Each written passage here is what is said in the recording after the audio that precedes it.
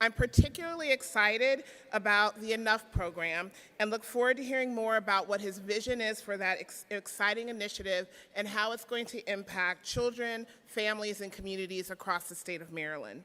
We'll then pivot, and then we will invite economist Raj Chetty, who also likely probably needs no introduction, who is going to be in conversation with Richard Reeves of the Institute for Boys and Men and also a JFF board member, and Camille Bousset of Brookings. As with all of our conversations and the work that we're doing here at JFF, and also with everything having to do with Horizons this week, these speakers are going to consider how we can make change at scale by accelerating innovation and partnership, particularly at the local and regional level. And all of that work is going to be done in favor of economic advancement. And also, what is it that we can do to really use data and our influence to really change and shift how systems operate? So stay tuned and sit tight, and I hope you enjoy the conversation this afternoon. Please welcome Maryland's 63rd Governor, Wes Moore, for this session on leadership during a crisis, moderated by Forbes' Chief Content Officer, Randall Lane.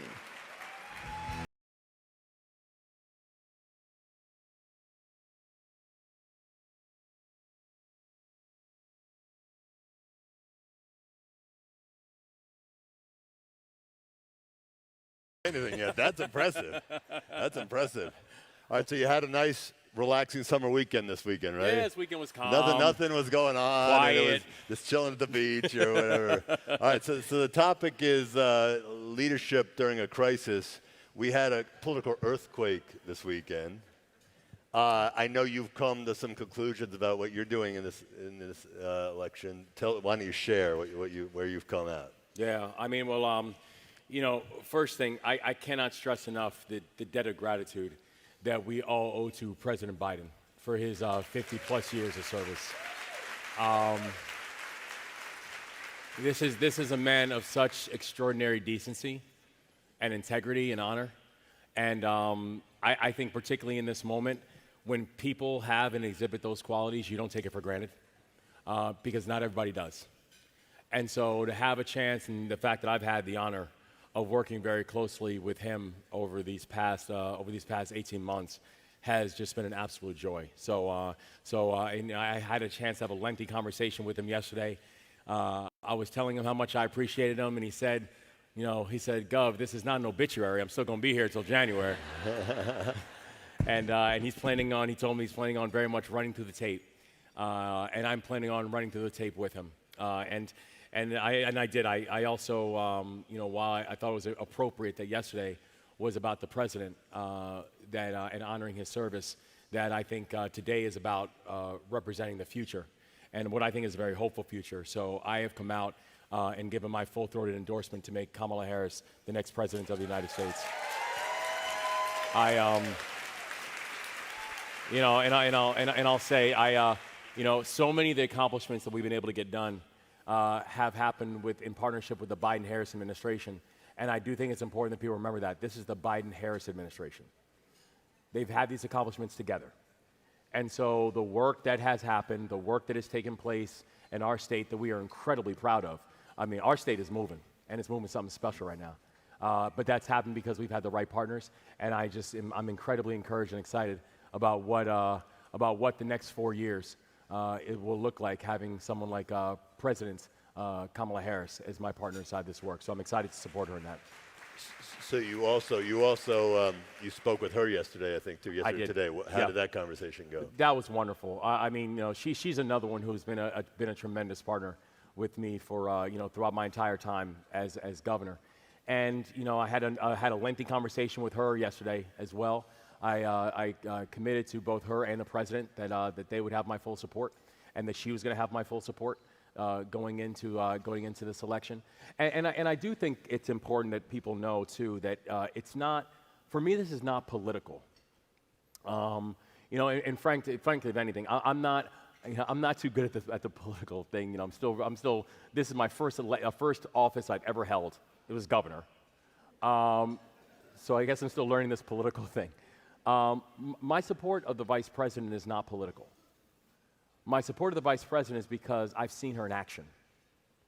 My support of the vice president is because on March 26th, when the Key Bridge collapsed, that one of the first phone calls that I got was also from her and pledging her support to the state of Maryland and saying that she was in lockstep, because I just finished speaking with the president, saying she was in lockstep with the president on the fact that the country was standing with Maryland in that moment.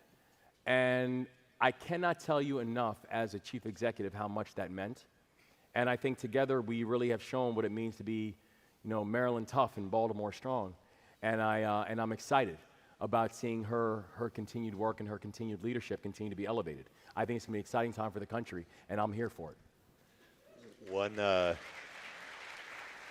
One more political question, then we're going to talk about jobs, jobs, jobs. When George Clooney wrote his op-ed, and he said, let's have an open primary or mini primary, and then he listed who he wanted to see it in. He listed you first, and I know that's not alphabetical because neither W nor M are that early in the alphabet.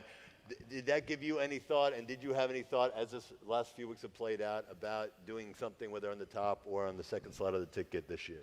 No, I mean, so I remember when a group and people came to me to consider running for mayor of Baltimore. This was back in like 2015. And I said that that's not what I wanted to do, and it's not the direction I want to go in. I remember after, one of my mentors was the late, great Elijah Cummings. And I remember after he deserves a round of applause. He was an extraordinary leader. And I remember after he passed that a group came and said, we'd like for you to consider running for his seat. And I remember when I decided to run for governor, there was nobody who could have told me no, because I'd done the work. And I knew exactly what our state needed. I knew exactly the direction that I wanted our state to go in. I knew that we could build the right kind of coalition. I don't think that these seats are things that people can be recruited or drafted for. I think you need to know in your heart that this is the right path for you. And I am absolutely in love with my state. I'm in love with our people. I'm in love with the direction that our state is going in right now. The momentum that we have in the state of Maryland, it is unparalleled around the country right now. And I'm excited to see this thing through. Because when I say that this is going to be Maryland's decade, I mean that. And I'm excited to be the leader that Maryland's going to have going forward. And I'm excited to stay there. Maybe really quickly for those who aren't as familiar with your story. I'm very familiar with the story. As you know, Governor, we both have written memoirs. They came out on the exact same day more than a decade ago. And I remember that, when you have a book come out, you're like, oh, what else is coming out? I'm like, the other Wes Moore, I'm like, all right, there are two memoirs, but that guy there are two Wes Moores, and I don't even know what that's about. I'm not worried about it. And then you went up on the bestseller list, and you can see mine. You can get mine for about $2 on Amazon right now. But so I've known your story over a decade, but maybe a quick version for those who are less familiar about how you're a true son of Baltimore, but somebody who's taken a long journey. Because getting back to the topic, leadership during crisis. You've had many crises in your life. Yeah. Well, it's and it's true, because some of my earliest memories were actually of tragedy. Where I was born down in Tacoma Park down in Maryland, all right, hey now, but I moved when I was young. Because one of the first memories I had was when my dad died in front of me when I was 3 years old because he didn't get the health care he needed. I saw how economic inequality, and I think a lot of this goes back to the jobs conversation, I saw what that looks like firsthand because my mother didn't get her first job that gave her benefits until I was 14 years old. And by the way, this is a woman who went on to earn a master's degree, right? So when we're having conversations about inequitable pay between men and women, or the racial wealth gap, I don't need a white paper to explain it. I grew up in that. I was a person who joined the military when I was 17 years old. I graduated from a 2-year college. So when we see how these paths oftentimes they just move differently. And not everybody's going to have that same type of path. part of the reason that we put such a focus on that in our administration is from a very personal place. That if we can do a better job of actually creating real opportunities, real pathways, real economic growth vehicles for people, then I think we're going to do a better job of actually having an economy that works for everybody. And when you have an economy that works for everybody, you actually have an economy that works. And until that point, you will not. And so that's why I think that's been a real focus of the work we've done. So let's talk about like the Key Bridge as an example. Like it's a disaster, but it's also potentially an opportunity. So how are you trying to pivot from what obviously was a disaster to something that maybe can yield benefits? Yeah, I mean, that was something that was just extraordinary. That morning, waking up at 2:02 in the morning and realizing that 13% of your state's economy was now shut down. That tens of thousands of workers were just hours away from waking up and realizing they no longer had a job. And by the way, knowing that 900 small businesses that relied on port workers, they now realized they no longer had customers. And we still had 6 people that we were searching for, that were unaccounted for. And I think about the heroism of the first responders who just did an absolutely remarkable job. I mean, they saved countless lives that morning. And they will always have not just my debt of gratitude and admiration, but will have my love for the work that they did to save so many Marylanders that morning. But I also think about the fact that when people said, well, this is going to have a significant impact on Maryland's economy. What's the unemployment rate going to be like in the month of April? And so we were able to work together, work across the aisle, work with members of our Department of Labor, work with members of the Biden-Harris administration, and work with the private sector, where we created a pact called the Maryland Tough, Baltimore Strong Alliance, which was private sector companies that said, we will not lay off workers, even if we know this is going to create an economic hardship. People who said that even if we have to temporarily relocate our business to another port, that as soon as the Port of Baltimore reopened, that we would return it back to the Port of Baltimore, giving us the ability to not just be aggressively defensive, but aggressively offensive. That we were able to make sure that our workers were not laid off and received their unemployment insurance and being able to put millions of dollars going towards making sure we were protecting our port workers and also their family members. And so when people said, well, what was the economic result? What was the unemployment rate? We're proud to report that in the month of April, not only did Maryland continue to have one of the lowest unemployment rates in the entire country, in the month of April, Maryland actually gained over 7,000 jobs. And the thing that I think people saw and why that became so important is that Port of Baltimore really is the nation's port. 2/3 of the country get their goods from the Port of Baltimore. If you've ordered something from Amazon, there's a very good chance it came from the Port of Baltimore. It's a leading port in this country for trucks and new cars and agricultural equipment and coal and spices and sugars. This is indispensable for our American economy. And so what we just wanted to do was make sure that we could not only get that port reopened, and we were able to get the Port of Baltimore reopened. When people said it would take 11 months, we were able to work 24/7. We got that Port of Baltimore reopened in 11 weeks. When people said it would take 11 months. But also use it as a moment to think about a diversification of our economy. Use it as a moment to talk about what are the skill sets that we want to pipeline people towards. How do we think differently about economic pathways? And so we really found it, to your point, something that was a remarkably tragic moment. We did not want to have that moment where we could just sit there and focus on how to rebuild from the tragedy, but how do we use it to better prepare for the future going forward? Well, let's talk about it, because we're here at Horizons, jobs, JFF, the whole point is creating 75 million jobs. That's right. Over the next 8-10 years. What are you doing? I know you've taken a bunch of steps in terms of leveling the playing field, but really creating that pathway for jobs, because it can't be fixed. Again, these are not easy fixes. These have to be structural fixes. What are some of the, I know you have your Enough Act. Maybe talk about that. It's so there's a few big things that we had to be able to do. One is you've got to create pathways for people who have different types of entry points into the workforce. And I say that as someone, I graduated from a 2-year college. I didn't have a traditional path. And so we said, while we have some of the best 4-year colleges in America in the state of Maryland, and we're very proud of that, we are going to end this myth that every single one of our students have to attend a 4-year college in order to be economically successful. It is not true. And frankly, the people who started that myth were the four-year colleges, and so we just need to make sure that other people understand that doesn't have to be the pathway They need for more everybody. customers. They need more customers. We also needed to make sure that we're focused on things like job retraining and job reskilling platforms, trade programs, and apprenticeship programs. And it's why we've made historic investments in these type of pathways for people, particularly our young people, to explore the thing that makes their heart beat a little bit faster. It's the reason that Maryland now became the first state in this country that has a service year option for all of our high school graduates. Where high school graduates now in the state of Maryland have a chance when they finish high school, they can have a year of service to the state of Maryland. And they can choose however they want to do it. And we did it because we're big believers in experiential learning, big believers in earned financial cushions, big believers that in this time of political divisiveness and vitriol, that service will save us when you get people to work together.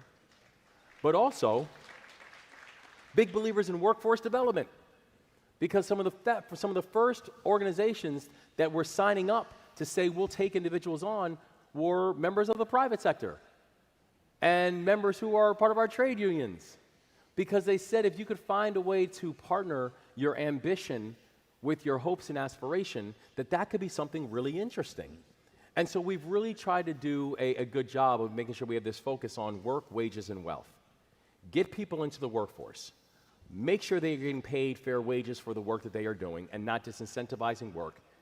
And then focusing on wealth, giving people the opportunity to earn more than they owe, giving them an opportunity to become part of an ownership society and an ownership culture, making sure that our young people are being taught how not just to be employees, but how to be employers, making sure we're actually creating an economy that works for everybody and that people see themselves growing in. That has been our focus, and frankly, when you're looking at the state of Maryland and the data continues to show, it's working. So we're just going to keep on doing it. We're out of time, but I do want to end with one last question. You talked about national service policy. I actually wrote my college thesis on national service policy with the idea that the countries that have that are more unified, and right now we're at a moment where we don't feel very unified. Maybe based on your life experience and also some of the policies you're putting forward, give us maybe a note of optimism on how we can go forward in a unified bipartisan way. We need to learn to serve together. I remember I had people who I served with in Afghanistan. I was a member of the 82nd Airborne Division. I led soldiers overseas in combat. And I remember I had people who I served with in the military who came and campaigned for me when I ran for governor.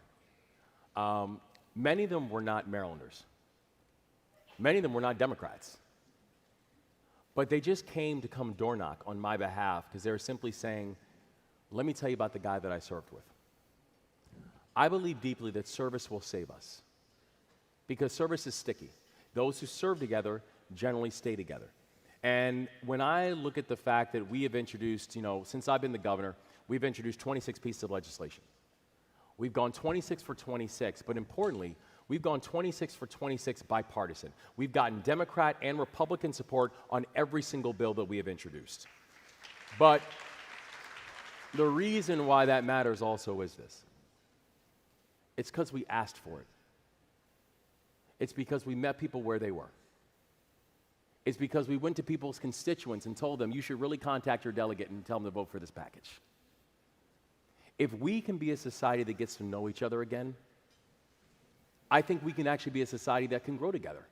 And so I just believe, I believe, and I think, my life is a testament, and I think our administration is a testament, that we are much closer than sometimes we're told that we are.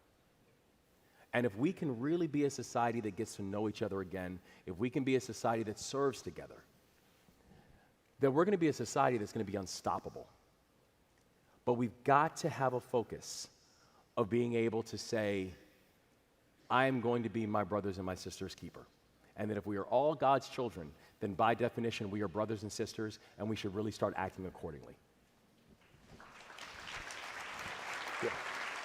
Great way to end. Governor Moore, thanks for taking the time. I know, especially today, a little busy. We won't see him on the 24 ticket, but who knows, 28, 32, long time, young guy. Wes Moore, everybody. Thanks, all.